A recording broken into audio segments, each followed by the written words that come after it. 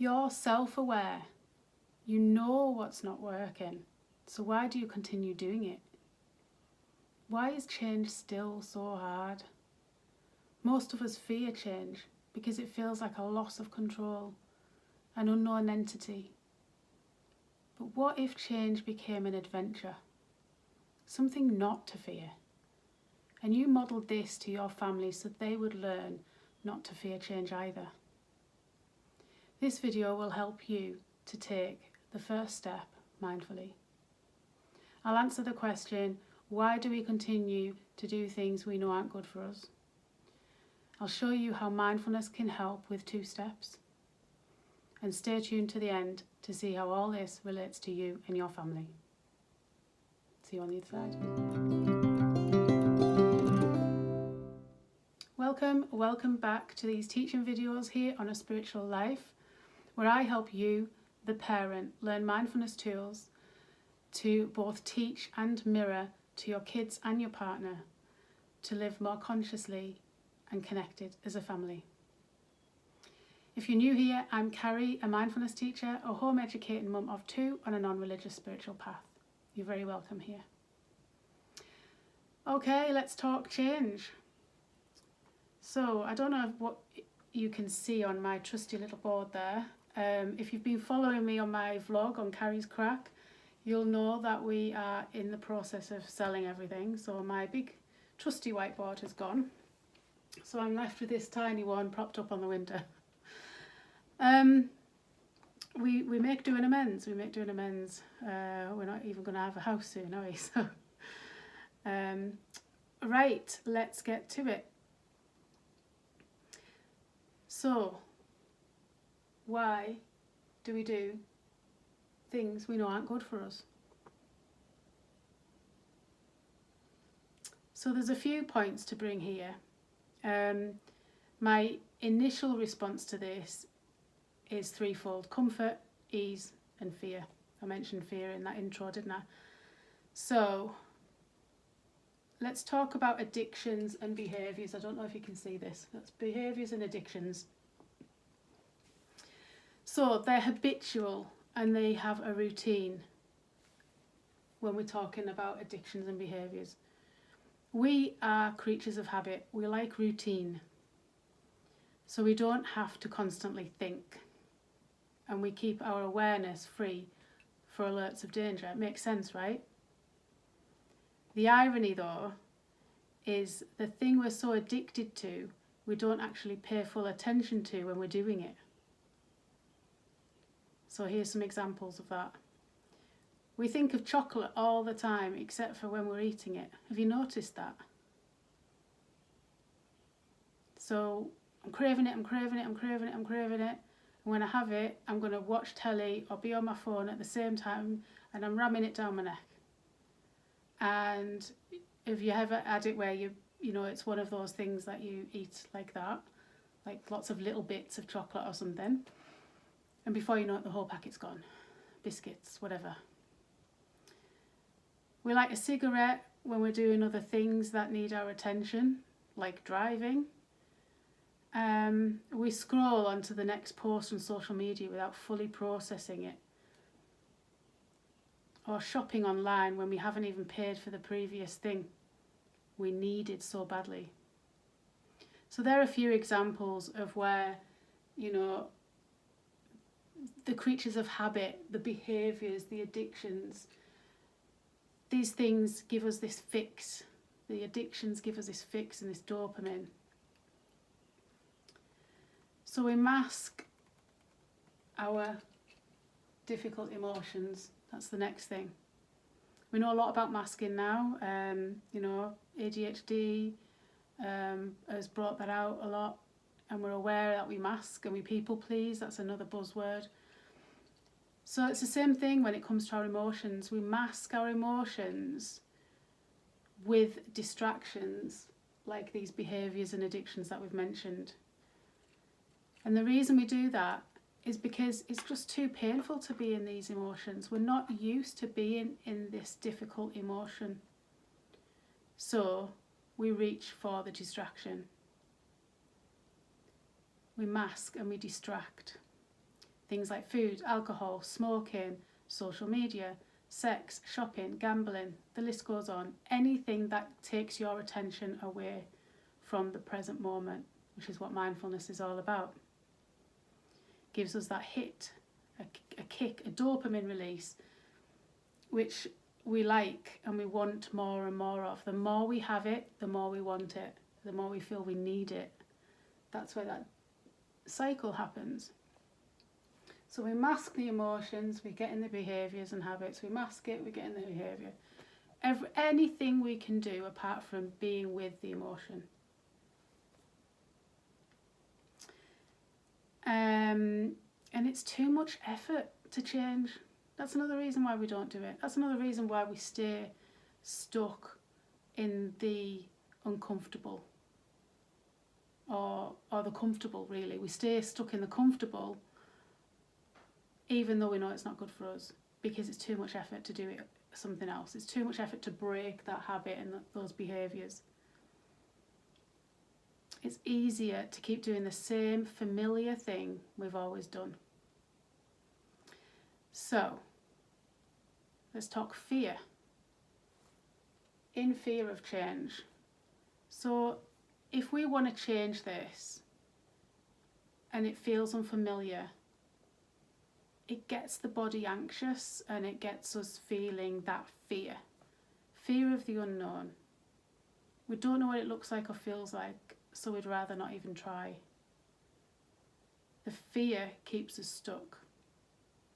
And we feel like it's best to stay safe. Just not bother changing. So using mindfulness to change, we've got step 1, which is awareness. So mindfulness is to pay attention to the present moment without judgment. That's the definition of mindfulness. So the first step is to be aware, is to pay attention.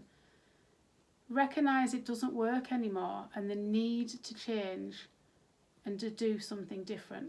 So it's having that first step, is having that awareness.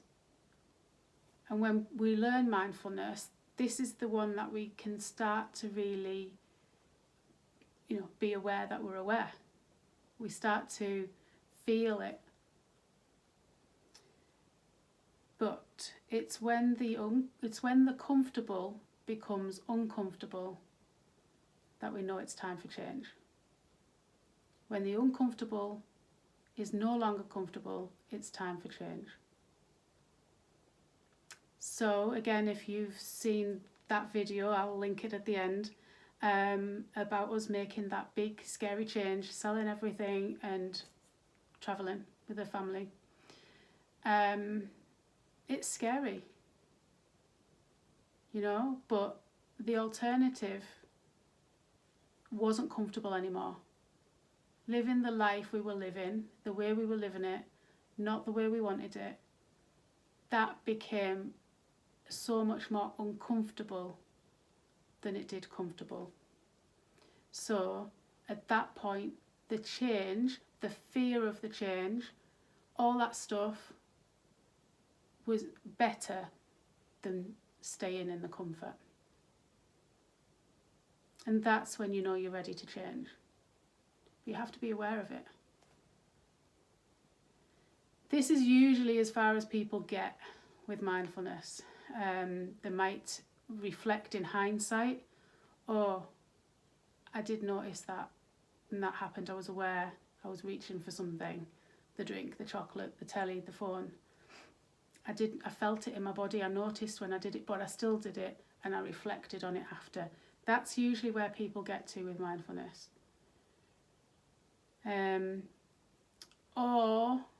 So that might be in hindsight, or they might still be aware of it at the time. You might be aware of physically walking from the living room to the kitchen to get that packet of biscuits you're about to devour, not mindfully. And even though you're walking, you're saying to yourself, I know I shouldn't be doing this, and you go and grab it. But you're aware as you're doing it. So you could be aware as you're doing it, and you could be aware in hindsight. And that's usually where people get. That's usually where people get to and stop. So that brings us on to part 2. And part 2 has some points to go with it, because this is a difficult step. And I've named it going beyond the awareness of mindfulness, because that is, it's more, it's really digging deep and moving forward with all this.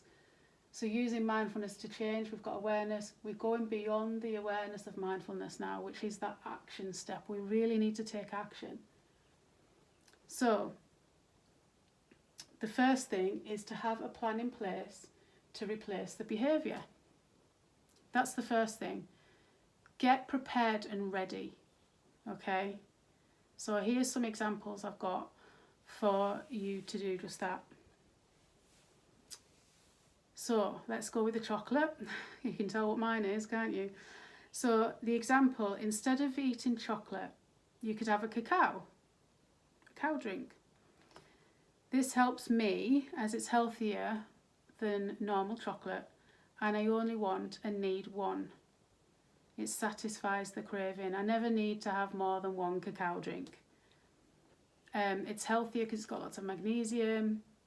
You know, maybe not best right before bed because it might have a bit of caffeine in it.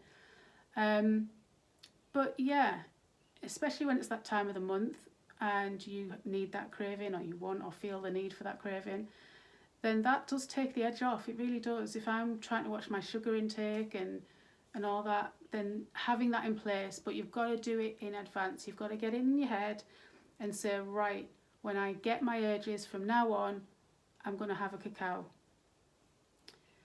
Another one, cigarettes. So instead, try this one. I mean, I've never smoked, so I do hold my hand up to this one.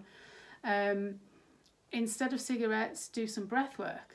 Now that sounds bizarre, but you look at how you take that cigarette and have that big first drag. It's that big inhale of breath.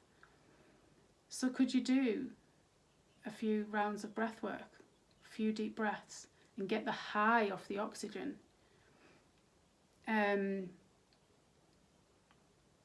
So that's getting that breathing going, that it's imitating that breathing. And you've always got the breath with you. So whether you're at work, in the toilet, whatever you watching telly, whatever you associate the need to want a cigarette. But then there's the hands. What do we do with the hands? Because that's a behaviour when we're smoking, right? So you could get yourself a fidget toy or something like that, whatever it is that you could get that will keep your hands occupied. So you've got that breath and you've got something to do with your hands.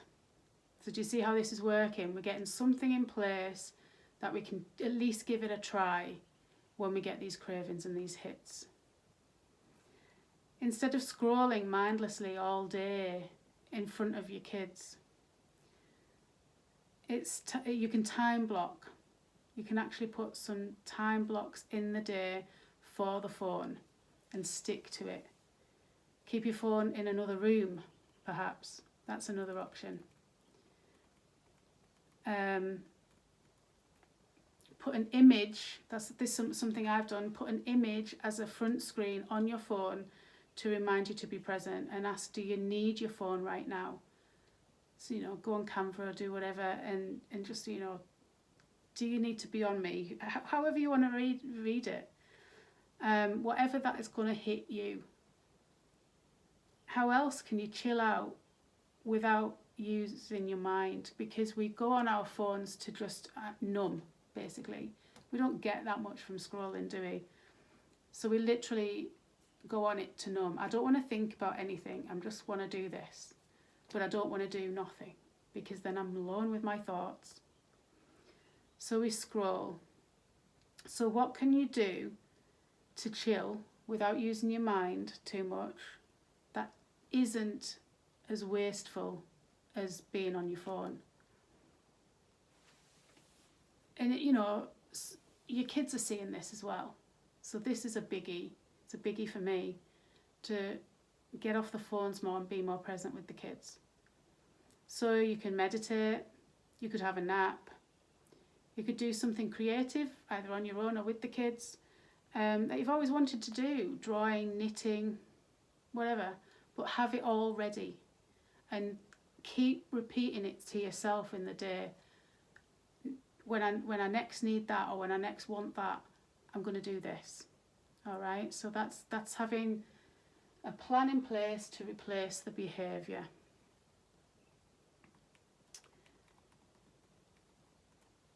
Notice how it feels to not do the thing and to do something else instead. So putting that first one into practice, what does that feel like? We use mindfulness to be present with all the emotions. And that non-judgmental part, being present with, paying attention to the present moment without judgment. Without judgment, that part of it is about being kind to yourself, bringing some kindness to whatever you're feeling, this difficult pain, this craving, this desire, this need for these addictions that we know aren't good for us. So feel. What does it feel like to be in these uncomfortable, anxious, nervous, frustrated feelings? Notice what it feels like and stay with them for a little bit. Then go to your go-to behaviour change, as mentioned. All right, so sit with the emotions for a bit first. So we're not pushing them away, we're not resisting them. We're going towards them with kindness and compassion and knowing it's difficult. Allowing your inner child to be upset. And then go to this plan we've made. It's already there, it's ready for this time. Give yourself some kindness and praise for doing this work. Whether it's successful or not, the first few times it's going to be hard. And hopefully it gets easier and easier the more you do it. Remember, this is short-term discomfort for long-term gain. Short-term discomfort for long-term gain. Just think that it might be discomfort now. It might be really hard now in this moment, but it's going to benefit me and my family down the line. The next one then, not to be in fear of change. Reframe. Reframe that fear of change. Who says you have to be fearful of change? All your brain is doing is telling you what you might lose. That comfort blanket. That comfort blanket we know is no good for us. The comfort blanket that is no longer comfortable. It's prickly. We need out of the comfort blanket now. So, reframe it. Turn your perception of the fear of change around and make it an adventure. Now, I first came to this when I grew up not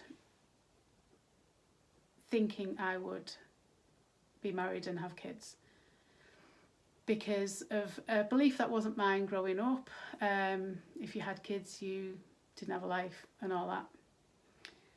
So, and I guess I thought, that's it, you don't have a life. So when I had kids, and it did get a bit monotonous, a bit mundane, a bit not as much time for me, completely different life to being single, isn't it? Or just without kids. It's a whole other ball game. So I used to say, but where's the fun gone? Where's the adventure? And one of the things my hubby said, he's a twin, and he said, what's stopping you having kids? And I said, well, you don't have a life. Can't do anything. He says, I was a twin. We were taken everywhere. We went on bike actual touring bike holidays, and they were taking on boats and stuff. They had their own boat and they went on boats all the time. He said, it's what your parents make it. It's what you make it for your kids. It doesn't have to be that way. Hence why we're doing what we're doing. The big reveal. If you haven't watched the video, watch it at the end. It's worthwhile. So I decided, I thought, oh, he's got a point. And then I got to having kids and I started feeling this mundane, this, like I say, where's me in all this, I thought we were going to have a life and I don't feel like I have, that sort of feeling and the guilt that comes with that. Until I said, right, okay, what do we have a lot of when we're parents? And it's a lot of fear. We have a lot of fear of change, because we need to be responsible for these other beings now. And, it's scary if we can't protect them. So we start to think that change out of our comfort zone is fearful. But what if we turned it around? What if we turned fear into an adventure? And that's what I said. We think that fear, the other side of fear, is scary, but what if the other side of fear was adventure? What if that unknown was the best scenario you could ever imagine? In fact, you're probably better than you could ever imagine. That's when we get into manifestation, isn't it? And you can't just limit yourself. So if you manifesting £100,000, you say, I'm going to get a £100,000 job or more. You don't limit yourself, because you might only realise that that's where your edge is, but you could actually get more than what you could ever imagine. And it's the same with this. It's the same with fear. It's the same with this unknown. What if the unknown was better than you could ever imagine? Why can't we think like that? So turn your perception around, make it an adventure. Visualise what you would like, what your life would look like with this change in your life. Could you make a vision board, meditate on it, journal on it, but do something regularly? So visualise what that would look like. If you stopped eating the chocolate, is it the chocolate that's keeping the weight on? Is it purely chocolate? Is it eating late? Do you need to get into intermittent fasting? Is it the cigarettes, the not exercising? What would life be like if you didn't do the things that you knew weren't good for you? What would that look like? What would that feel like? And meditate on it, journal on it, make that vision board. You can do this with your kids.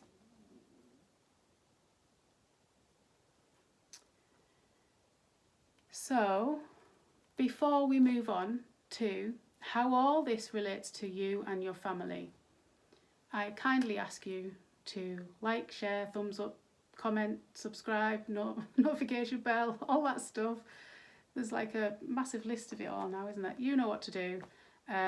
If any of this has helped, resonated with you, I'd appreciate that support on this new channel I'm trying to grow. Okay, so how does it relate to family life? When you can show your family, there's more than this, but I've put the main one here. When you can show your family how to be with the uncomfortable feelings that change can bring, they will be less scared and learn how to be with it too. So if you show the way, this is what I say all the time on this channel, we've got to demonstrate and show and mirror it to our kids and our family. And then they will mirror it back. If you want to change the world, you've got to start with yourself. What was Michael Jackson's song, Man in the Mirror? That said that, didn't it? It starts with the man in the mirror. So when you can show your family how to be with the uncomfortable feelings that change can bring, they will be less scared and learn how to be with it too. And that's a gift you're giving your kids, to learn how to be fluid and flexible regards to change. Your family and friends will notice with admiration your courage to face your own fears. And they might do it too and start to live the life they want to. So isn't that amazing? One, they might see you as being very brave and courageous and look at you with admiration. I could never do that. You know, the thing that we're doing with this whole selling everything we own and going travelling, you know, there's been fear around that. There's not been much, to be fair. You know, not many people have projected their fear onto us. We disclosed it all dribs and drabs for that reason, because we just didn't need that fear on. We know the whole fear. We know what's there around it, and we just didn't want them to project it onto us, or we wanted to be ready for it. But it didn't really happen, you know. Most of people were like, yeah, good for you, that's amazing, oh, so brave, I wish I could do that, you know. And that might happen to you if you show this change and that you're not fearful of it. You might get friends and family coming up to you with admiration, and when you do something that is brave and courageous, they might follow suit. They might give up the cigarettes too. They might give up the drink. They might watch what they're spending, because they see how your life has changed. You know, when it comes to losing weight, we look at these before and after pictures, don't we, as inspiration. It's like, well, and what's the slogan? If I can do it, you can too. That thing, you know, it's that vibe. It's you can show them how to do it, and they will follow suit. And lastly, what have we got here? If we start this within our own family circle, we can pass it on to others, and before we know it, we're all making the changes we want to see in our lives, and we can live more consciously without being on autopilot, and start to feel and truly live life again. I'll read that one again. If we start within our own family, we can pass it on to others, and before we know it, we're all making the changes we want to see in our own lives, and we can live more consciously without being on autopilot, and start to feel and truly live life again. That's what it's all about. We are not robots. We're going into this tech age. I'm going to do another video on this. We're in this tech age, in this information age, in this overwhelm, and we're busy. We're that busy, we're ending up being robots because we're on autopilot all the time. And like I said at the beginning, it's where our body likes to be, creatures of habit, because it frees up our conscious mind to be alert. But in this busy world, we're not freeing up our brains to be alert, because we're too busy. It's full of the addictions. It's full of the behaviours and the addictions that aren't good for us. It's almost like it's freed up some space, so suck something else not good for us in. And what we need to do is slow down, let that mind have that space, stop the distractions, stop the addictions, make the change, don't be fearful, and it will all come good. It's not, I know it's not easy. I'm not here preaching. This stuff is hard, and we have to do the work, and that's what I'm here for at A Spiritual Life on this channel. My Carrie's Crack videos, the vlogs, are me showing you that I'm doing the work and how hard it is. I give you my examples and everything. So I know it's hard, but it's worth it. It's worth doing the work. Especially on this spiritual path, it's not all unicorns and rainbows, it's not positive toxicity. It's doing the work to really live your life, because that's all we've got. We're not labels, that's another video on the cards. We're not labels, we're more, we're this. Let this be free. What's your soul want? What's your soul desire? Why are you not living life? Why are you not making the changes you need to make? Let's do this. So tell me in the comments, what change do you want to make that's stopping you, and why? Why are you not doing it? Why are you not making the change? This is not a shame or blame. This is, I want to build a community here on this channel and support each other. But we've got to be frank and honest. And it's us that often are standing in our own way. So drop it in the comments. Let me know if you've had any aha moments, if anything relates to you, and if anything's been of help, come back and let me know if you've tried out a few things. But it's worth trying. It's worth going for it. I've got a video from my other channel, which was back in 2018, called Mind and Body Balance. I'm going to link that in the comments, because that's another video in itself about change, and I did that January of 2020 when it was a massive change just coming, not at the time, it was just before that all happened. So yeah, go ahead and watch that.